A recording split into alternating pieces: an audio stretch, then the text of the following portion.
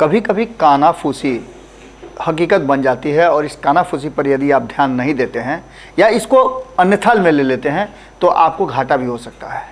बिहार और बिहार की राजनीति में कानाफूसी का बड़ा महत्व है और हम लगातार आपको बिहार की राजनीति के भीतर अंदर से हो रही कानाफूसी की जानकारी देते रहे हैं। कई बार क्या माने लगातार वो सच होती जा रही हैं, चाहे उपेंद्र कुशवाहा के जदयू से बाहर होने की बात हो या उपेंद्र कुशवाहा को साइडलाइन किए जाने की बात हो या फिर बिहार की राजनीति में भाजपा के साथ नीतीश कुमार के संबंधों का विच्छेद हो या फिर ये भी कानाफूसी कि राष्ट्रीय जनता दल के साथ यानी महागठबंधन के साथ आने के बाद नीतीश कुमार पूरी तरह से संतुष्ट नहीं हैं और असहज महसूस कर रहे हैं। ये सारा कानाफूसी हुआ है और कानाफूसी को कहीं ना कहीं हकीकत का दर्जा मिला है।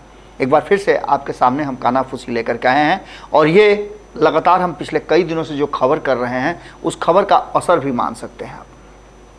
नीतीश कुमार के पीठ पीछे षड्यंत्र चल रहा है, साजिश चल रही है, ये कानाफूसी है और बड़े खेल की तैयारी भी चल रही है। इसको कहीं ना कहीं जदयू के भीतर के घमासान से भी जोड़कर आप देख सकते हैं और वर्तमान बिहार की राजनीति से भी जोड़ करके देख सकते हैं, क्योंकि अगर इस पर नीतीश कुमार खुद स्वयं एक्शन नहीं लेते हैं या हाथ में अपने पूरा कमान नहीं लेते हैं तो कहीं ना कहीं जदयू का यह घमासान ले डूबेगा सब कुछ।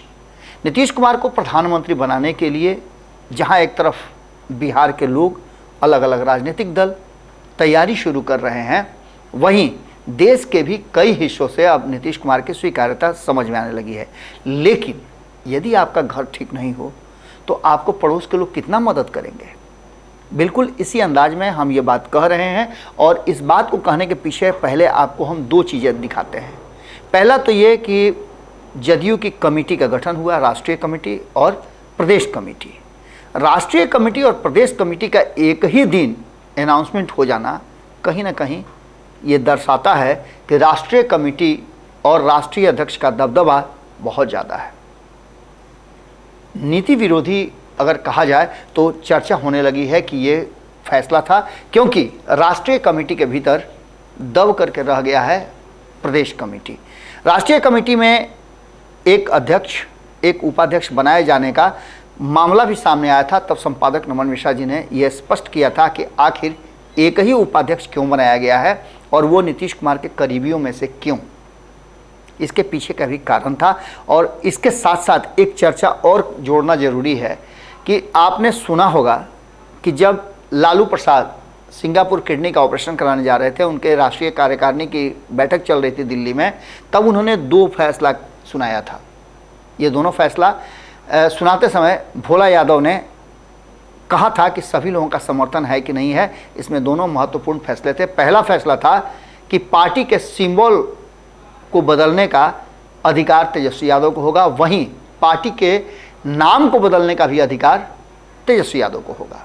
इसका मायने लगाया जाने लगा और इसकी चर्चा भी खूब हुई कि नीतीश कुमार अपनी पार्टी का विलय राष्ट्रीय जनता दल में या राष्ट्रीय जनता दल और जदयू मिलकर के एक पार्टी का निर्माण होने जा रहा है। अब ऐसी स्थिति में उपेंद्र कुशवाहा ने इस पर सवाल खड़े किए और वहाँ से कहानी नए दिशा में शुरू हुई। लेकिन इस कहानी में एक और बड़ा ट्विस्ट है। अब तक जनता दल यूनाइटेड के जितने भी अध्यक्ष रहे हैं उन अध्यक्षों में से आपने देखा होगा कि शरद यादव और नीतीश कुमार बिल्कुल बेदाग रहे हैं। इन पर किसी भी तरह का दाग नहीं लगा है और न ही इन पर कोई पक्षपात करने का आरोप लगा है। दोनों के जो सांगठनिक अनुभव थे उसने जनता दल यूनाइटेड को काफ़ी आगे बढ़ाया है। लेकिन जब से नीतीश कुमार ने, चाहे वो आरसीपी सिंह के हाथ में हो या फिर ललन सिंह के हाथ में हो, कमान दिया है, तब से लगातार पक्षपात का आरोप लग रहा है। आप समझ सकते हैं कि जब आरसीपी सिंह अध्यक्ष थे, राष्ट्रीय अध्यक्ष, तब उन पर यह आरोप लगते थे कि वो उपेंद्र कुशवाहा के लोगों को सामंजस्य समायोजित नहीं कर रहे हैं, सामंजस्य बिठा कर नहीं चल रहे हैं। हालांकि इस बात को सिरे से नज़रअंदाज कर दिया गया और सिरे से खारिज भी कर दिया गया। तो वहीं ललन सिंह पर भी ये आरोप लगते रहे हैं कि वो कई लोगों को जो आरसीपी के गुट के हैं, आरसीपी के चहेते हैं या फिर उपेंद्र कुशवाहा के गुट के हैं, उन लोगों को स्थान नहीं देते हैं। लेकिन इनमें से भी कुछ लोगों को जो कि अपने गुट को छोड़ करके ललन सिंह के समर्थन में आए गए हैं, उन लोगों को स्थान दिया गया है।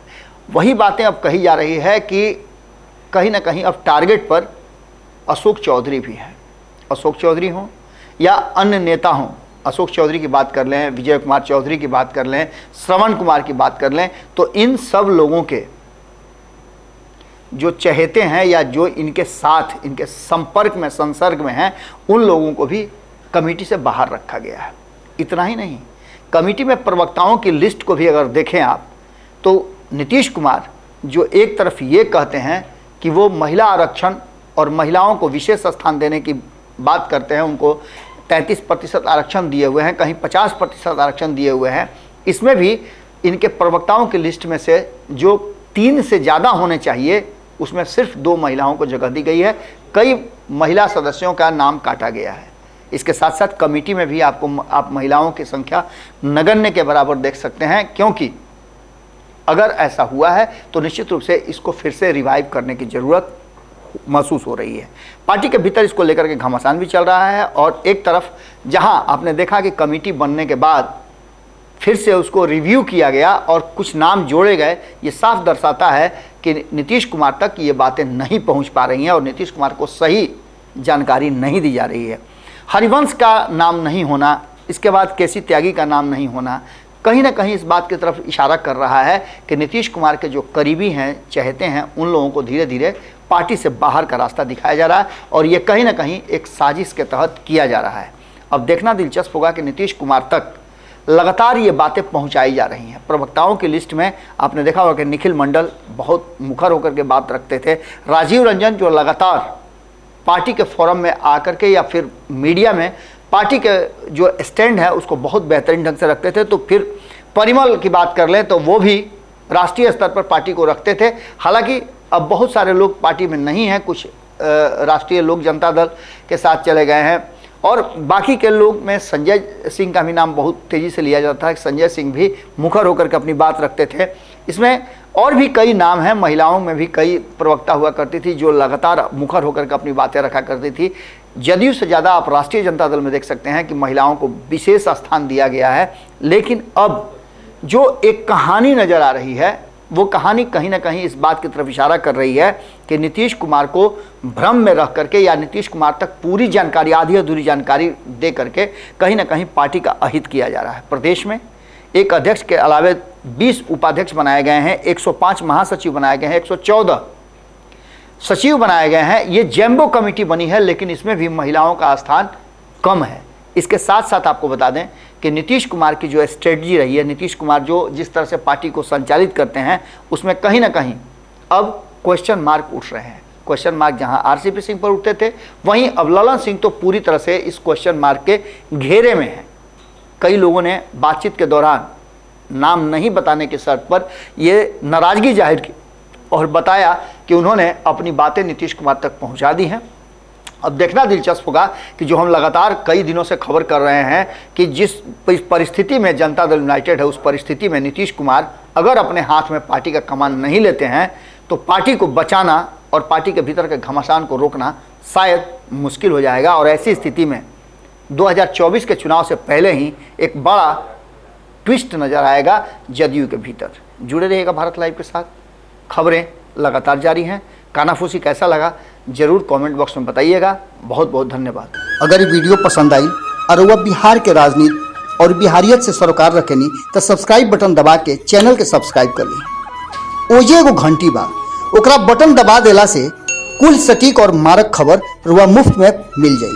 अगर रुआ पत्रकारिता के हमनी के नया प्रयोग में सहयोग कर चाहतानी तो ज्वाइन बटन दबा दी। पेटीएम नंबर नोट कर ली 9386816700। धन्यवाद।